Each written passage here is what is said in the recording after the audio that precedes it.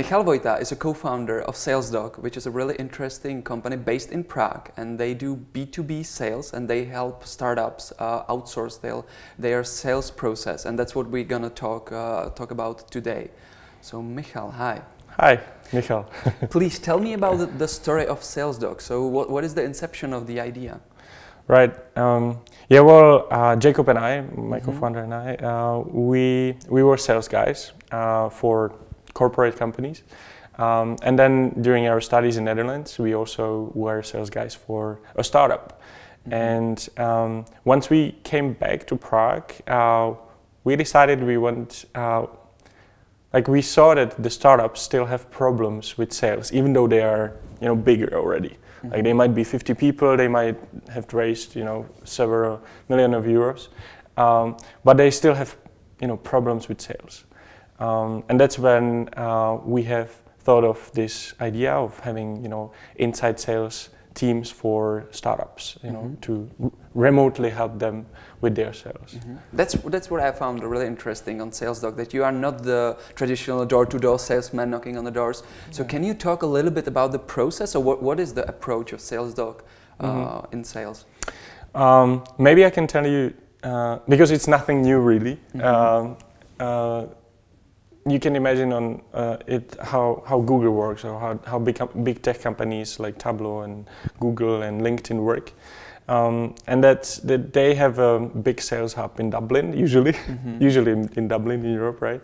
And they serve the markets from there. So they have a big sales center, and all the meetings still happen, or the implementations, everything still happens as usual. Just it is online, so they have the meetings on WebEx or Skype or some other tools.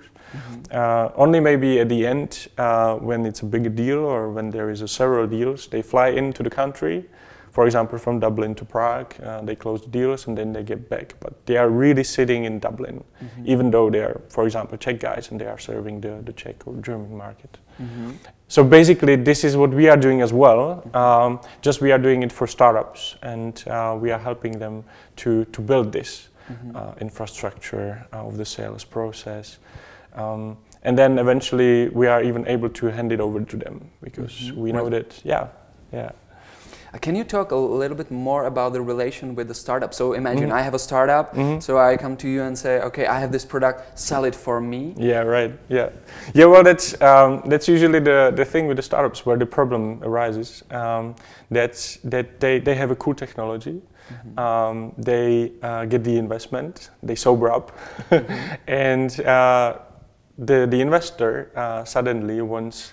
Not to make the app purple or make it beautiful, pack it nicely, but they want sales, right? They want the return on investment, and that's where the problem arises, because the startups usually, they are tech guys, they are really good in what they do, but they don't have the sales competence. They don't see exactly. They do this, like they try to hire someone and they tell him, oh, you are a sales guy, you're really talkative, I like that, you're gonna tell to people what the product is about. That's great. So here's the product, here's your market, sell it. But this doesn't work, right? The sales is about having a good process, is about using technology to help you automate stuff, and base your steps and decisions or whatever you do in sales based on data. And this is what we do. So with the startups, we are able to set this up.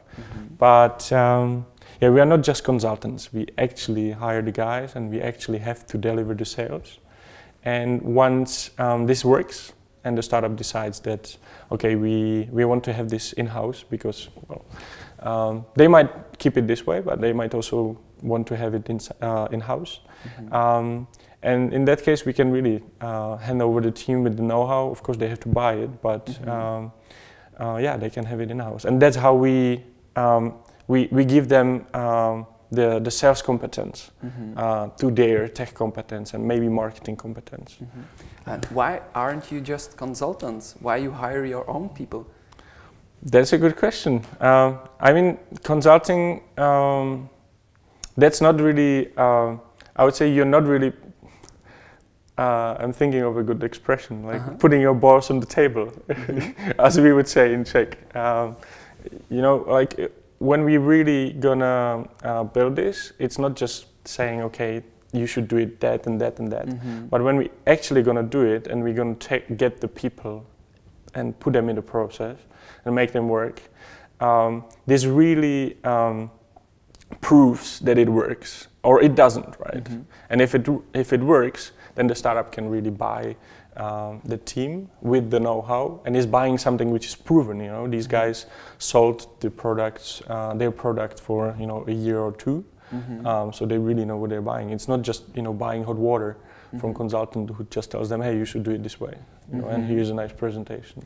So in a sense, you're lowering the risk they undergo. Yeah, of course of course you have to pay for that as well. But yeah, in a sense, yes. We are talking about sales, and it sounds like a dream come true for the startup. So tell me about the price. It must be really expensive for the startup.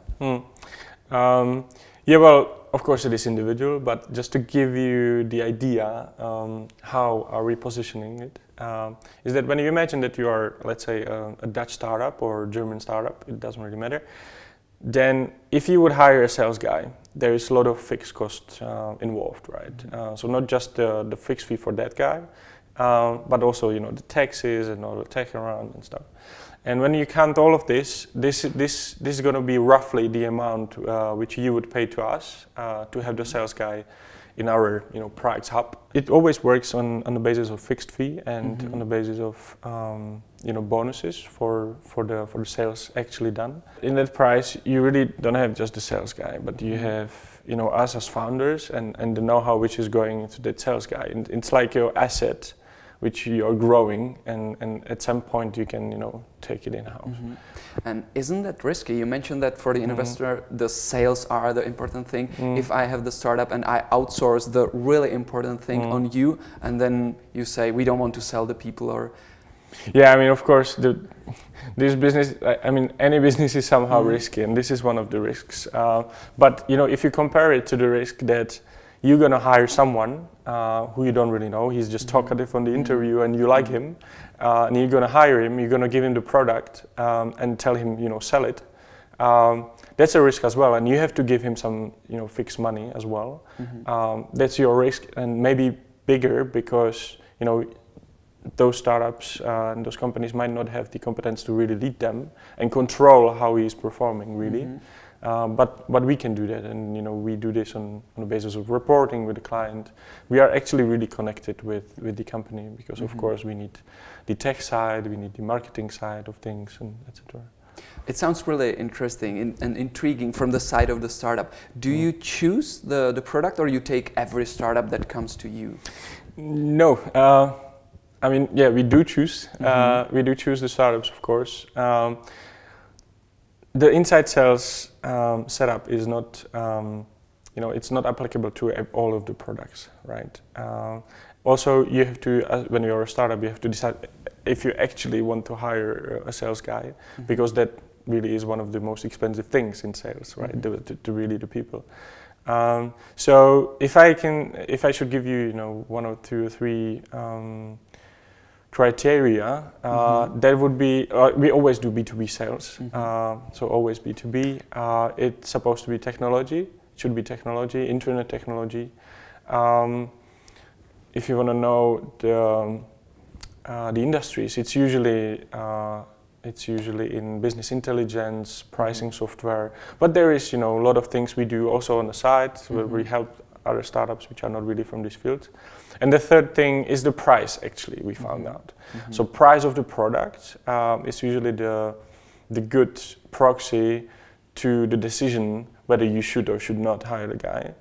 And our experience is that the product should cost at least $1,500, $2,000 per month. That's where it pays off to have a sales guy. You mentioned earlier that the sales, it's really about the people, and I can understand it's really, nowadays it's quite hard to find great salespeople. How you deal with them, because you need to find many really excellent people, then you are willing to give them to your clients, and you need to find a new one. So how you manage with that? Yeah, so how do we find people? Exactly. Yeah, well, our advantage is that Prague is a good business center. It's a nice business center. We have a lot of business schools here. So on one side we are cooperating with schools. We are cooperating, for example, with sales major on our University of Economics. On the other side, we are also cooperating with, working with student organizations like ISEC. So those are, the sources, but they have to grow up a little bit. Yeah, and then to be honest, we are doing it as any other company. We are just, trying to find the good folks who want to do actually sales. And I think that one of the things that gets them interested is the vision for them, in our company, because I mean the way what they can actually, the path they can go through, and that is that they can get in. They already know a little bit of sales, and they get all the know-how. How is it really done? How should it really be done? Not just by us, from Jacob and I and me, but we also have coaches from well-established companies like Google, 3M, or Tableau. So they get all the know-how. They really do. It's a drill. It's a hard work, but they actually will know how to build the sales process. Not just how to really sell, but also how to build this whole thing. And then they have the option to go further to some startup, international one maybe, or to stay here and help us build the company. We have big dreams, big visions. So and they usually like this when they like sales. Yeah, and so that's how we do it. It sounds like a lot of work, and you mentioned a big vision. So please tell me, how many clients are you managing right now, and what is the big vision? Well, we have 6 clients right now. We had some in the past, and we are working on some new ones. But usually it's just one person, one sales guy for them. But now one of the projects is growing, which is really cool. There might be a lot of them. And the vision is really, we would like to have divisions, let's say, clusters for the tech companies which are somehow connected. So imagine that we would have products from business intelligence, let's say, products from pricing, or something else, and this would be like clusters which. Of those people who work for those startups, and they could be really, helping each other, sharing the know-how, sharing the insights, and this would be a great value. So that's one of the visions. But there is more, of course, but that's more in the dreams category. One of them is that we would like to find a gap within sales technologies and build the software for it. We have few ideas already, but it really, as I said, that's too far. Okay, maybe a next interview. Maybe, yeah. Maybe. Yeah, I really like what you do, and I think that it's really solving a great pain for the startup. So good luck with that, and thank you for having the time. Thank you very much. It was a pleasure.